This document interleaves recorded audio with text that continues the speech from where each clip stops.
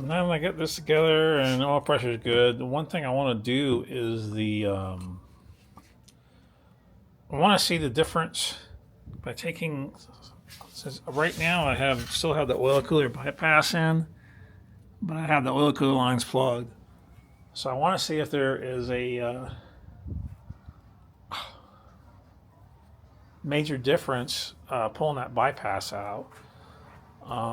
That's the reason I own this truck now, because I'll try to show you here. Let's see.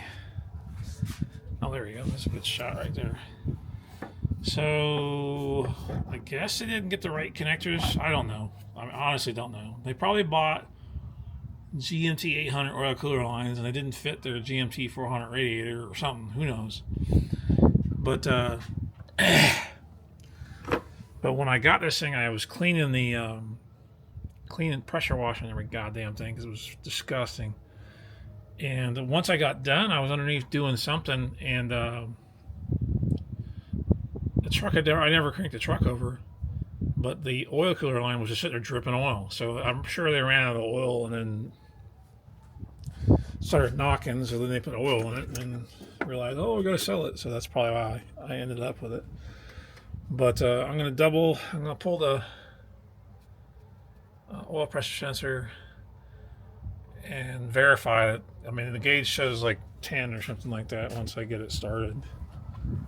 So I want to verify that's somewhat accurate. I mean, this is an old beat up truck, but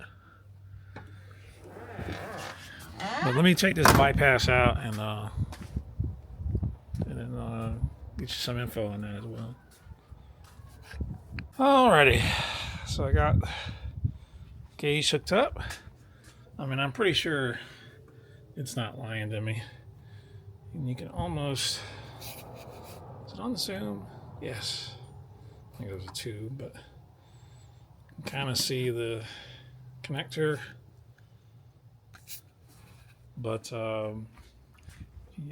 if your oil pressure gauge is giving you issues and you think it's lying to you, one way to tell is remove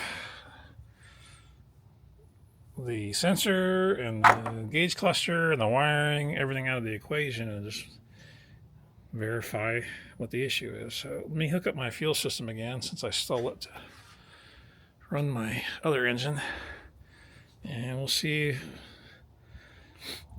It had like, I noticed cold where it's cold now. It was like I think when I started it was like 20 idling, and then it would warm up and get like 5 or 10 pounds. So let's see if that is accurate. And the gauge is not lying. Cold, it's got 22 pounds versus that engine that had 62. We'll let it run a minute, see what it drops down to.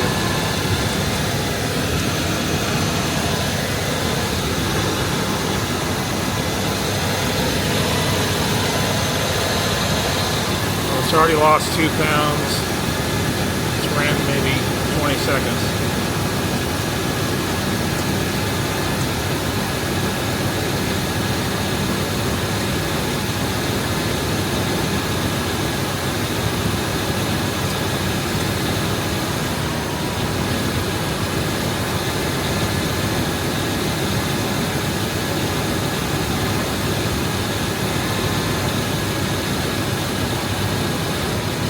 Lost another 2 pounds. So we can confirm that the gauge is correct.